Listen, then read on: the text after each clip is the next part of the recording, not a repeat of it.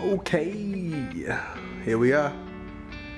Finished product of the KX125 refresh project.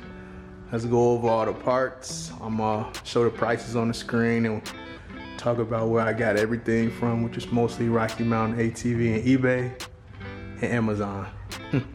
So let's get right to it. Start at the cockpit. We got new ODI grips, Cush grips. ODI Cush grips, as you can see, it says it on there. These are supposed to be ODI's most comfy, softest grips. So I'm liking them so far.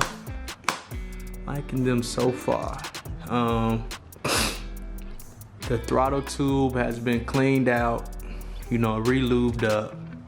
Throttle cable has been lubed up. I had to get a new throttle OEM throttle housing cover. I didn't mess with the brakes because the fluid from the sight glass, it looks clean. The front brakes are working, so I didn't mess with them.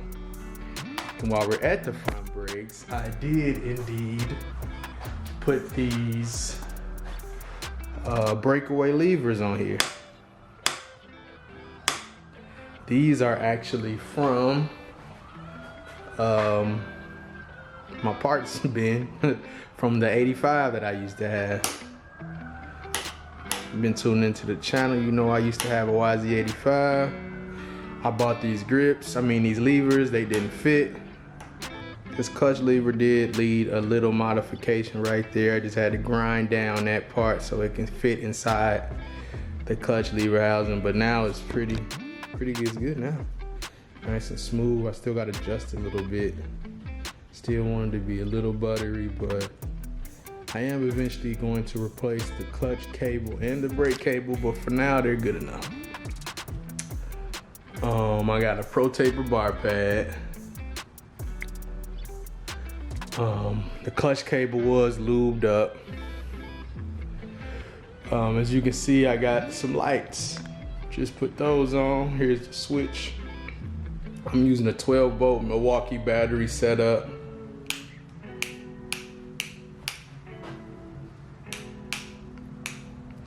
Nice clean wiring going all the way down. You can't even really see it to where it is right up against this side panel inside the airbox. I did replace the front number plates and the front fender, as you can see, with the one that came on my KX45, or I said KX45, KX450. So this is a 2014 KX450 front fender and front number plate. This bolts right up. The bolt holes match up. It has plenty of clearance and it works just fine. This one, it's not bolted in, as you can see, but I kept that there just because it keeps it tight so it doesn't really move too much. I have rolled this around and it didn't really move, and I just got it kind of tucked behind these right here. This extra one I just zip tied to there because on the OEM front number plate, this cable routing hooks onto it, like up here, as you can see, right there. It was hooked up to there. You can see the little holes, but it's nowhere to put it now, so I just zip tied it to there because I didn't feel like taking the brake line off, letting air in the line and stuff like that. But I did clean up the handlebars some, but those are still the OEM handlebars. That's pretty much it for the front end so far. Well, it's pretty much it for the cockpit. Okay, staying at the front end, before I thought my forks were needed to be rebuilt, but I saw they weren't leaking, but they were kind of sticking. I did realize somebody online said these bolts, triple clamp bolts, might be too tight. So I loosened up the triple clamp bolts and it's no longer sticking, so my forks are good. So I don't need to rebuild those. As you can see, I am missing a sport guard. It was pretty busted up, you know, when I got it. The bolt holes are kind of broken off, and I was just, you know, running it as is. When I was riding, it fell off. So I am gonna need some new fork guards. I'm thinking about getting new plastics anyway, so. But for now, I'm gonna just have to get some new fork guards. I did clean up the calipers and this housing and everything down here pretty good. Nice and clean, as you can see. And I got new Tusk brake pads, Sintered brake pads from Rocky Mountain.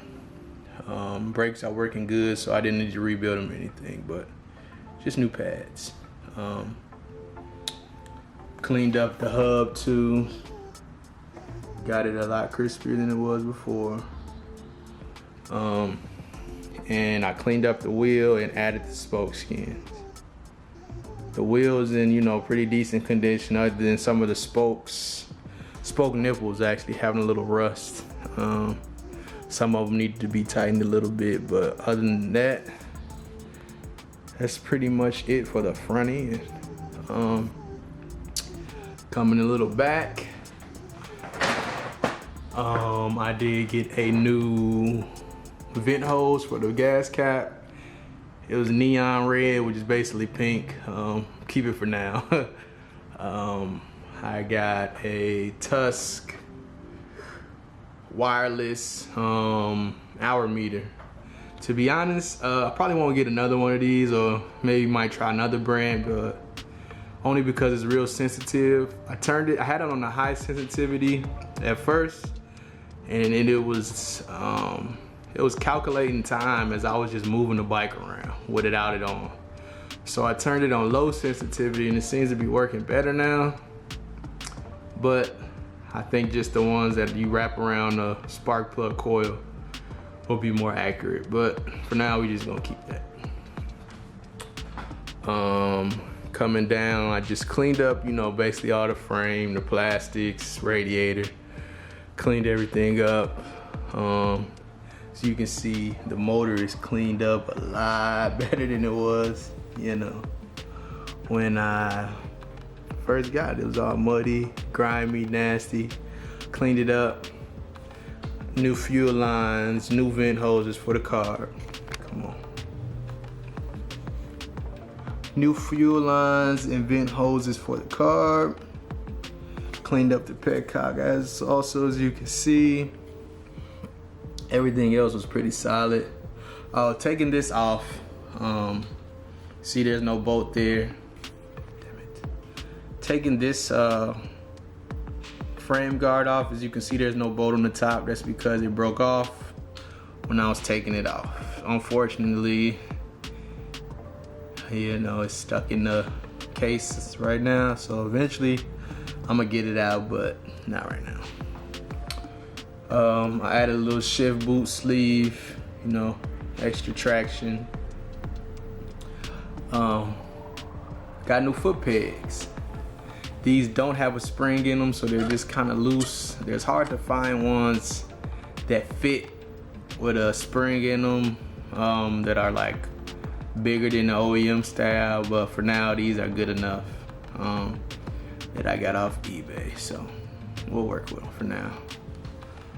Airbox in and out was cleaned up real good. You can see the outside of the boot is spick and span clean, and the inside is just as clean. New seat cover. The old seat cover was just slick and had some tears in it, so we replaced it. This one I did as best as I could. It's a $30 one I got off eBay. For some reason, these wrinkles just wouldn't tighten up. I did the best I could, stretched it as tight as I could.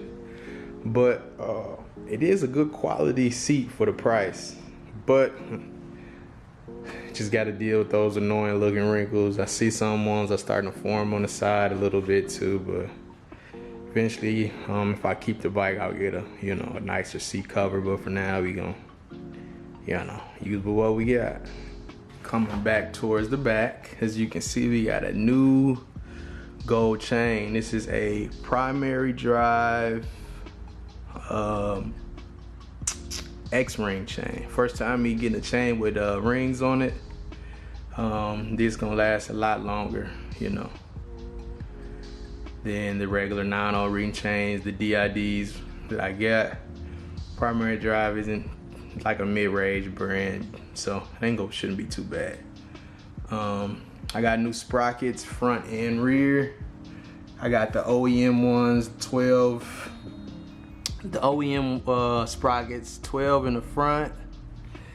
And what's in the back? I think 50. Don't quote me on that. I'm gonna put it on the screen what I really got, but it may or may not be 50. I know it's 12 in the front, but I kind of forgot what's in the back. But new sprockets and chains, so whole new drive system. And also I got new sprocket bolts. As you can see, those are crispy, fresh.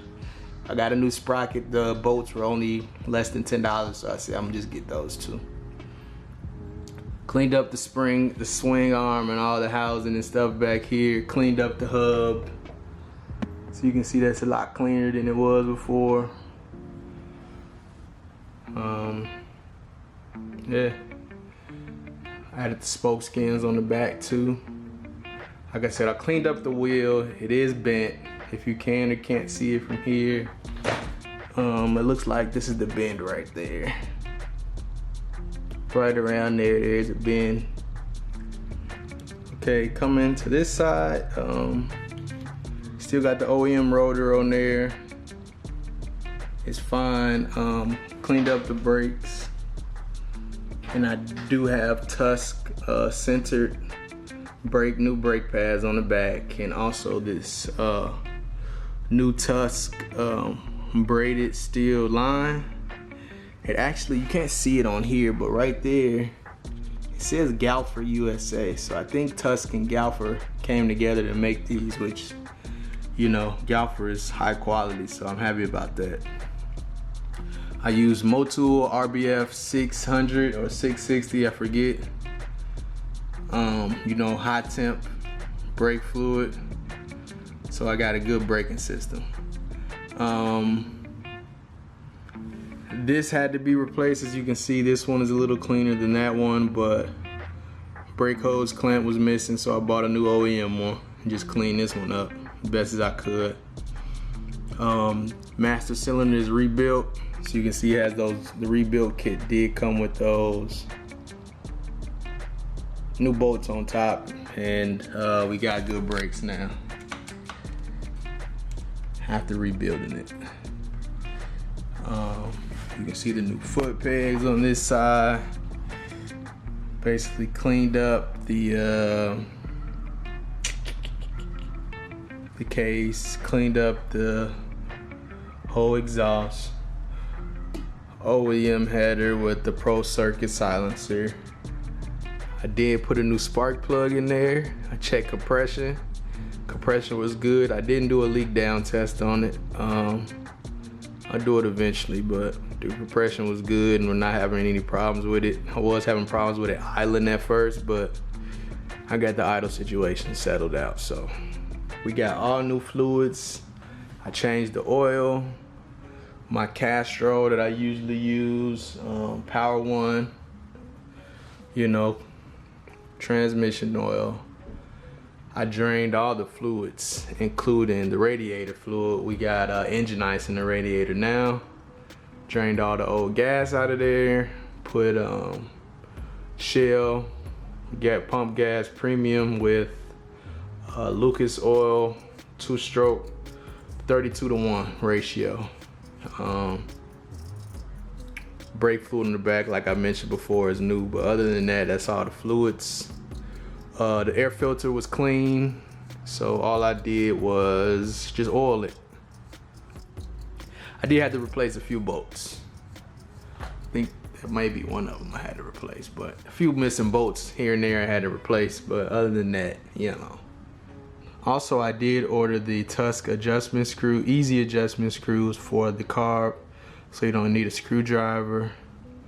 As you can see, the air screw is in there, but the idle screw isn't, because the idle screw was too big to fit on there. So okay, so in total, over a span of 3 weeks and 2 days, I spent $540.85, not including the lighting system. If you include the lights, I spent $578.78 over the 3 weeks and 2 days that I did my KX125 refresh project. So plenty of money. It's not the most money, but somebody regular like me that works a regular job, you know, $500 some is plenty of money. So, which makes me want to keep the bike, but I'm not really attached to it. I know once you put money into something, you're not gonna get the full amount back, but it's pretty much what I did to the bike. I am satisfied with the turnout. Bike ain't perfect. It's old dinosaur 1995, but you know, it's what I got, what I'm rocking with for now. So we'll see how long I keep it, but that's it for now.